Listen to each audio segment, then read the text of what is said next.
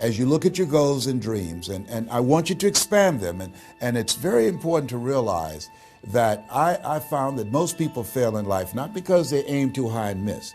Most people fail in life because they did just like I did for so many years. They aimed too low and hit. They didn't believe in themselves.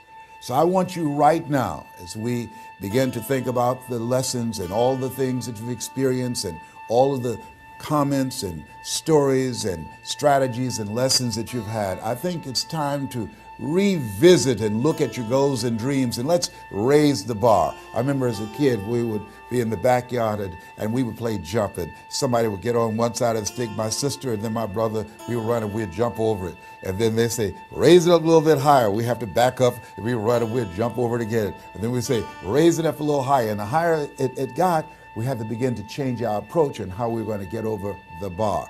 And that's the same thing in life. And so right now, I want you to think about your goals and dreams as you begin to raise them a little higher. And I want you to say with me, it's possible. It's possible. You know, the easiest thing that I do is speak and train people how to speak. Go into prisons and juvenile detention centers, into high schools and colleges, speak before thousands of people. I can do that in my sleep. Let me share with you the most difficult thing I've ever done in my life. And it took me years to do. And that was to believe that it was possible.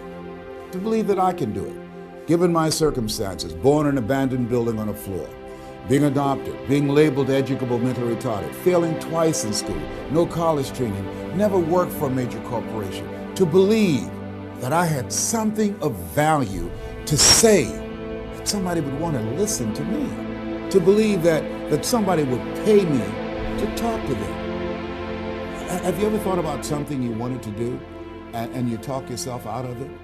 I remember going to see Zig Ziglar, who I consider the #1 motivational speaker on the planet, and Dr. Norman Vincent Peale when he was alive, and Robert Schuller. I used to see them and I would be so pumped up and inspired after hearing Jim Rohn, who recently passed, one of the great motivational speakers of all time, and Charlie Tremendous Jones. And I would go to my car pumped up, saying, yes, yes, yes, I can. And then after a while, my mental conditioning would kick in. I would say, Les Brown, you can't do that. You don't have a college education. Les Brown, you can't do that. You don't even know who your parents are. Les Brown, you can't do that. You failed twice in school. Come on. Ever thought about something you wanted to do and you talk yourself out of it?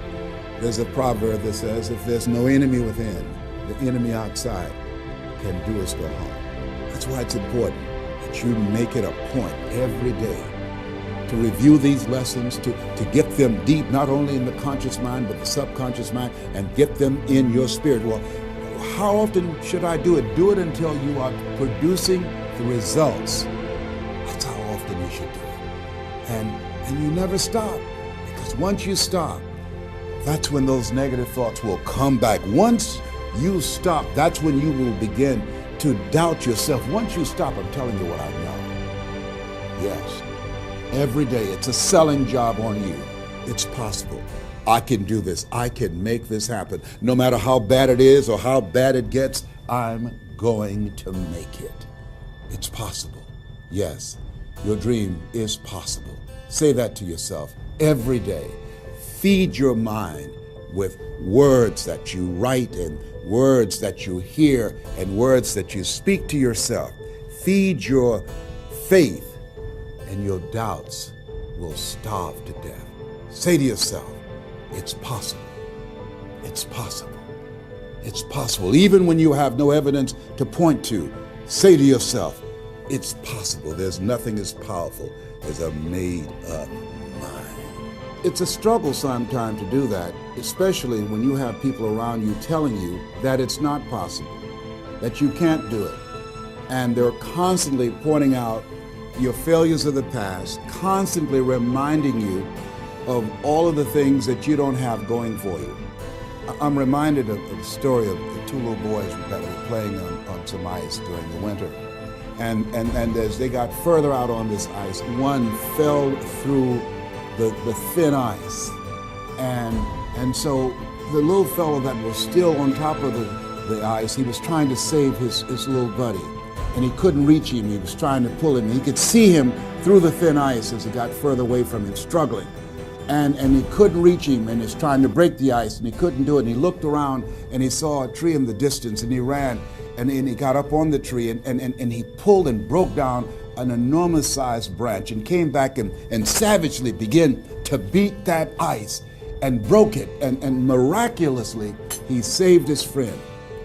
And when the paramedics came, and they were able to revive this little boy, they were scratching their heads. They're trying to figure this out. Said, how could this little pruny fellow go up in a tree and break off a branch this size and then come back and beat and break the ice and save his friend?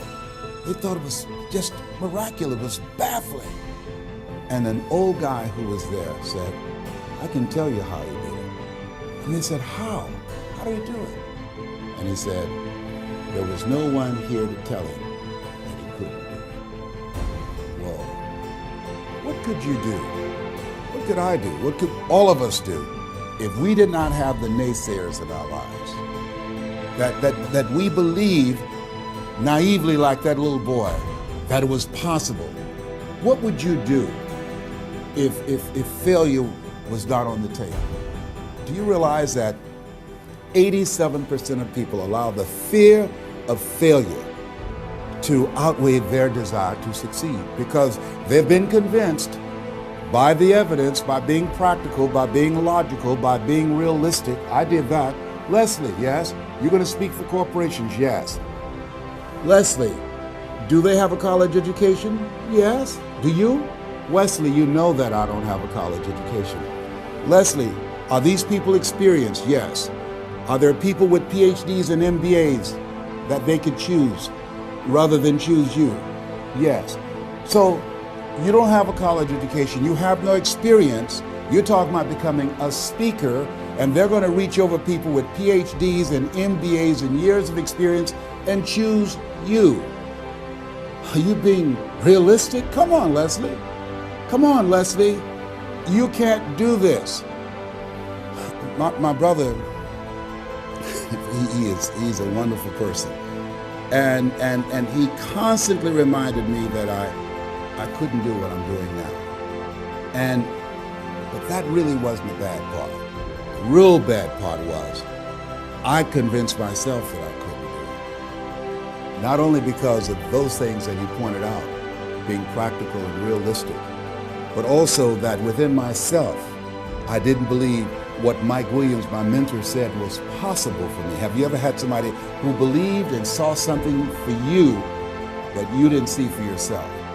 And here's how I escaped that. I discovered that sometimes you have to believe in somebody's belief in you until your belief kicks in.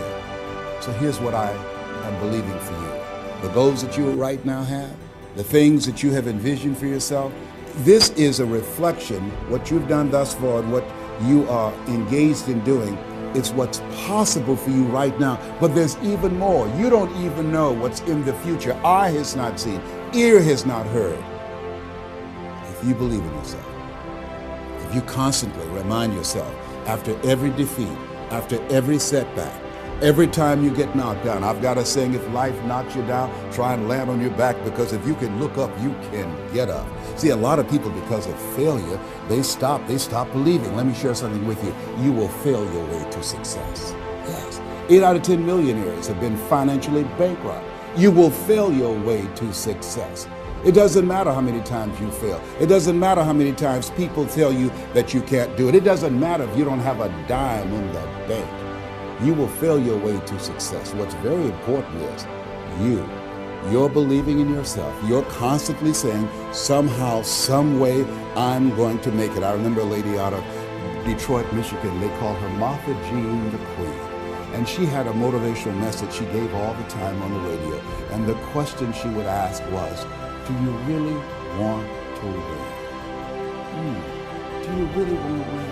And she said, if you really want to win in life, you've got to believe in yourself when no one else does. You've got to believe in yourself. See, it's easy to believe in yourself and to have faith if you have a good bill of health, if your relationship is working out fine, if you have money in the bank, if you have a secure job, if your mortgage note is paid current, if the children are acting like they have good sense. It's easy. If you go to a doctor and they say, oh, you're doing real good, I'll see you next year. It's easy to have faith then. Let me tell you when it's really tough to have faith. When you lose your job, when you lose your retirement, when you go to the doctor and they look at you and say, you have cancer. Cancer is the most feared word in 7 different languages. That's when it's tough to have faith then. And that's when you need to call on your faith then. They said faith is the oil that takes the friction out of living. That's when you need to believe in yourself then and judge not according to appearances and say to yourself, it's possible. It's possible. I can make it. It's possible. I'm going to get through this. It's possible. I'm not going to allow this to get the best of me. Yeah. I don't know what you're up against. I don't know what you are facing, but here's what I do know. You've got something special. You've got greatness in you. And I know it's possible that you can live your dream.